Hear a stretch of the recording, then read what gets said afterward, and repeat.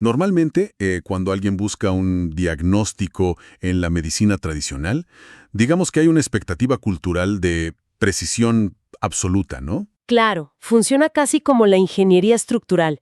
O sea, vas al médico y te dan certezas. Exacto. Alguien sufre una caída súper fuerte, le hacen una radiografía y pues la imagen muestra esa línea blanca cruzando el hueso, ¿verdad?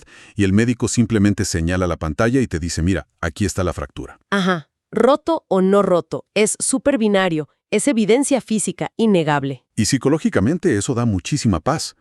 Pero fíjate, al trasladar esa misma necesidad de precisión al análisis de la conducta, a nuestra clínica diaria, esa máquina de rayos X pues simplemente desaparece. Desaparece por completo. No tenemos escáneres para la conducta. Uf, y eso es un problema. Imagínense este escenario súper común en cualquier centro terapéutico.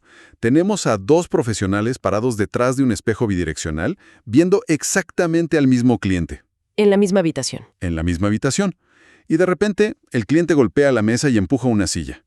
Un terapeuta toma su tableta y anota, el cliente muestra una mala actitud. Ay, el clásico mala actitud. Sí, y el otro terapeuta, procesando exactamente la misma información visual, anota que el cliente está frustrado. El problema clínico aquí es gigante. O sea, ¿cómo diseñas una intervención efectiva si el equipo ni siquiera se pone de acuerdo en lo que está viendo? Es que esa falta de consenso, digamos, representa la turbiedad total en la medición.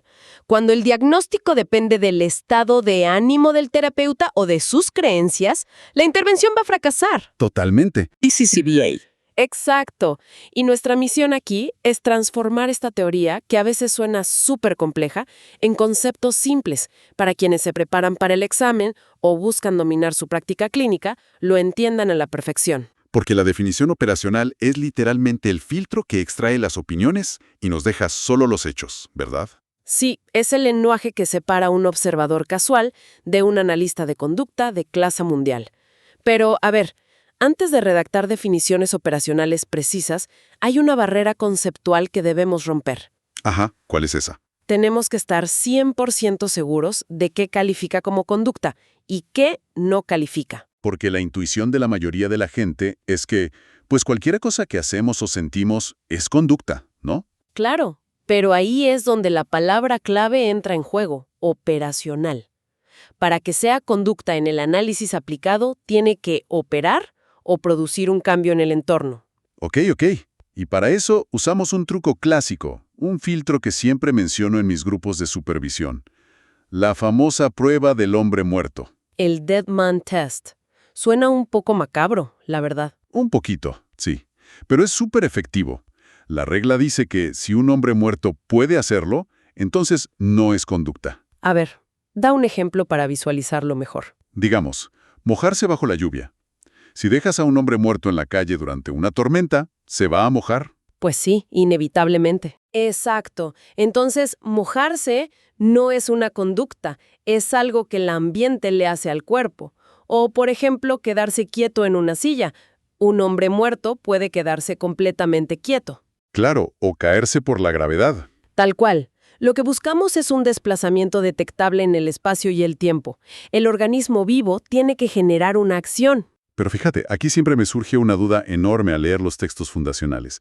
Si cruzamos esto con el conductismo radical de Skinner, Ajá, los eventos privados. exacto. Skinner dice que los pensamientos y las emociones sí son conducta, ¿verdad? Porque implican estimulación electroquímica en el cerebro. Sigue siendo la acción de un ser vivo. Es correcto. A nivel filosófico, pensar es conducta. Pero entonces, en la práctica clínica diaria, o sea, nunca he visto un plan de tratamiento que diga, el objetivo es que el cliente deje de soñar despierto en clase, o que deje de sentir hambre. ¿Por qué hay esa desconexión? Esa es una pregunta brillante.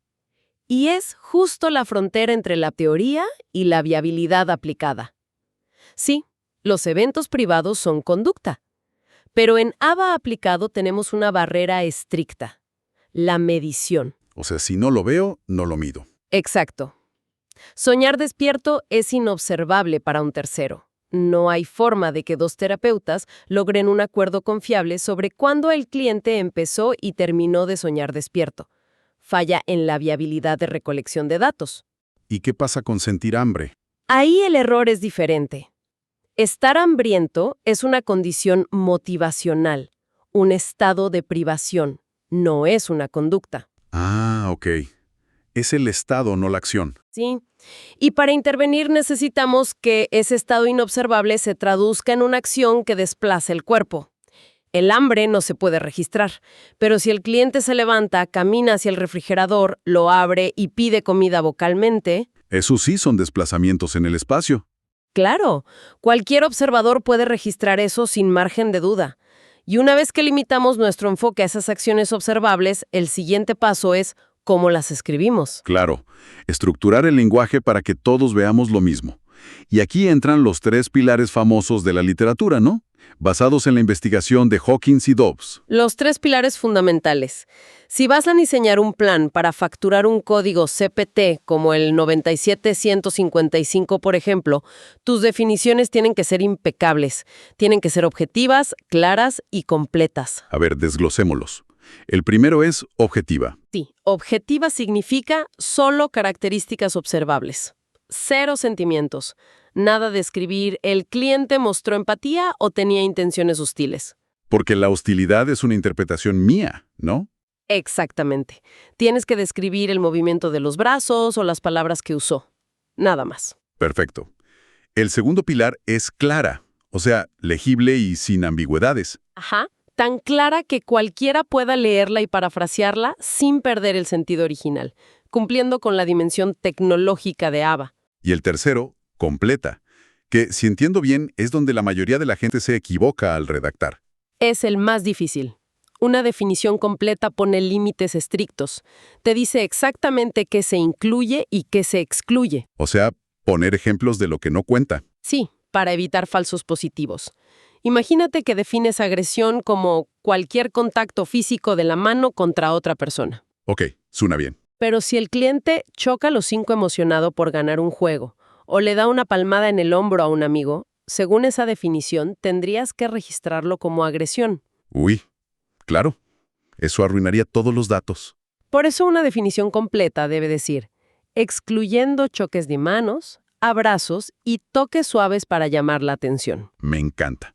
Ahora, fíjate que aquí hay una trampa recurrente en las preguntas de práctica para el examen. Un error súper común. A ver, cuéntanos. Mucha gente cuando se prepara asume que si es una definición científica y rigurosa, tiene que sonar súper sofisticada, o sea, usar lenguaje médico y muy técnico. Pero los textos dicen explícitamente que una definición conductual debe ser todo lo anterior excepto técnica, ¿Sí? porque la academia rechazaría sonar técnico. Es un hack de examen vital y se conecta directamente con nuestro código de ética. Usar jerga técnica y palabras súper complejas aliena a las personas que realmente implementan esto. A los papás, a los maestros. Exacto. O a los técnicos de comportamiento, los RBTs. Imagínate un papá en medio de una crisis en el supermercado intentando leer «El organismo emite una respuesta de alta amplitud contingente al escape». Se vuelve loco, no le sirve de nada. De nada. La replicabilidad es 1000 veces más importante que sonar intelectual. Tiene que ser tan accesible que alguien sin un doctorado en ABA la pueda aplicar hoy mismo. ¿Ok? Entonces nada de lenguaje inflado. Ahora, ya que tenemos una redacción clara y objetiva, nos enfrentamos a una de las decisiones clínicas más grandes: función versus topografía. Uf, la comparación clave. Esto determina toda tu estrategia. O sea, definimos la conducta por su forma física, cómo se ve o por el impacto que tiene en el ambiente. Y para el examen y la vida real, la regla es, las definiciones basadas en la función siempre son preferibles si es posible usarlas. ¿Por qué? Porque agrupan todas las respuestas por su efecto en el entorno. Son mucho más simples y concisas. Los textos traen ejemplos muy gráficos de esto.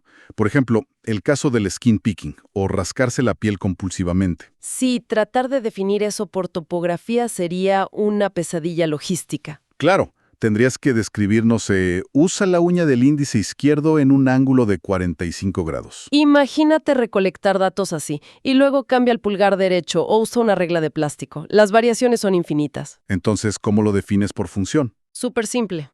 Cualquier evidencia de heridas nuevas o costras reabiertas en la piel.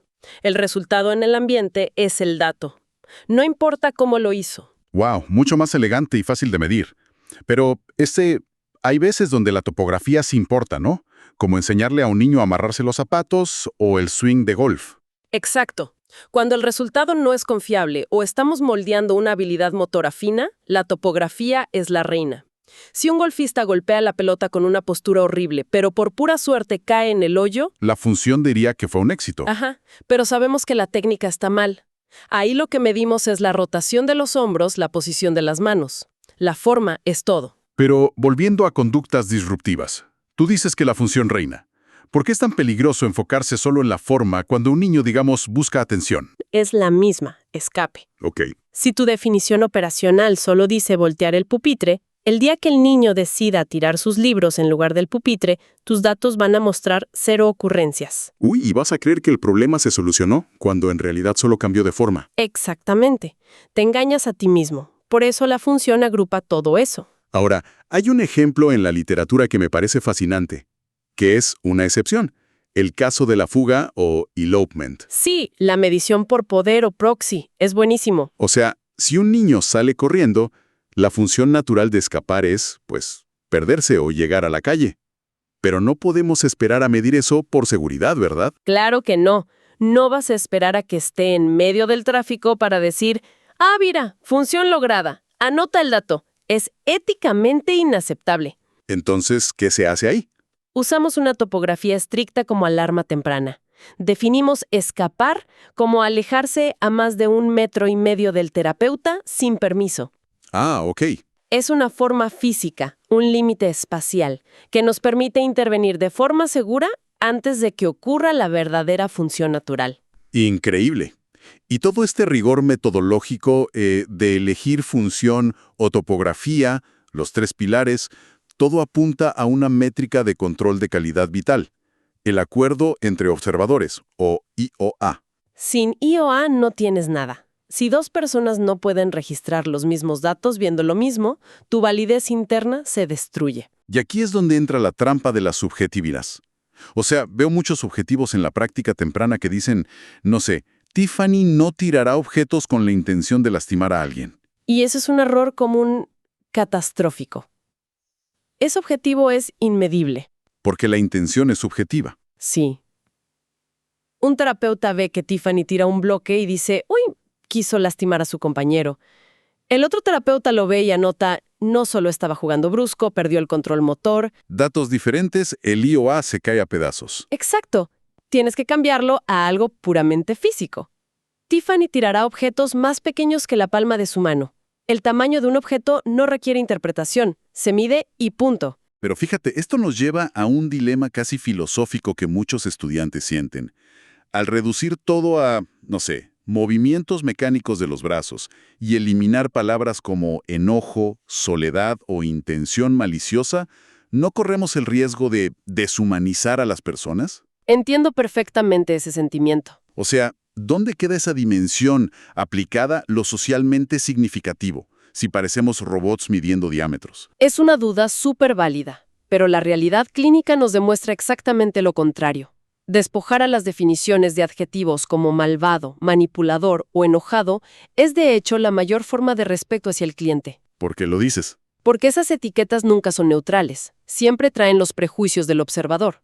El código de ética es muy claro sobre cómo nuestros sesgos personales afectan el tratamiento. O sea, si un terapeuta tuvo un mal día, ¿podría ver todo como desafiante? Totalmente. Imagina un niño con autismo que tiene una sobrecarga sensorial por las luces fluorescentes. Le duele físicamente y se tira al suelo. Ajá. Si el adulto escribe en el reporte, se portó de manera inapropiada y manipuladora, está bloqueando el acceso a la ayuda real. Está culpando al niño. Pero si usamos una definición puramente mecánica, desapasionada y objetiva... Protegemos al niño de la narrativa tóxica del adulto. Exacto.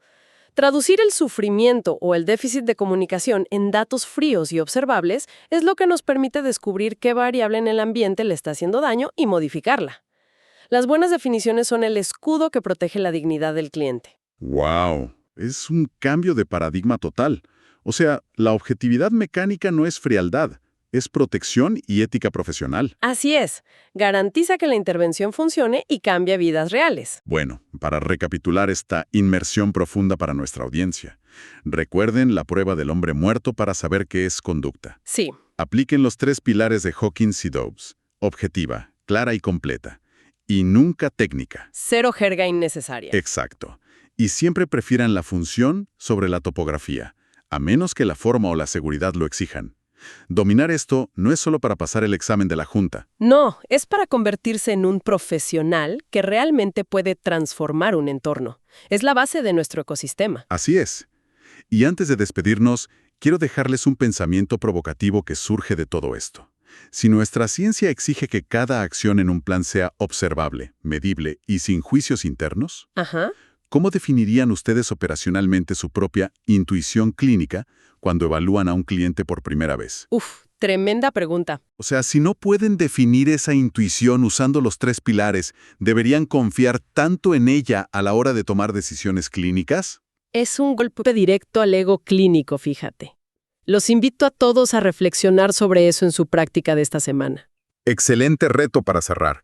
Gracias por acompañarnos en este análisis y nos escuchamos en la próxima Inmersión Profunda.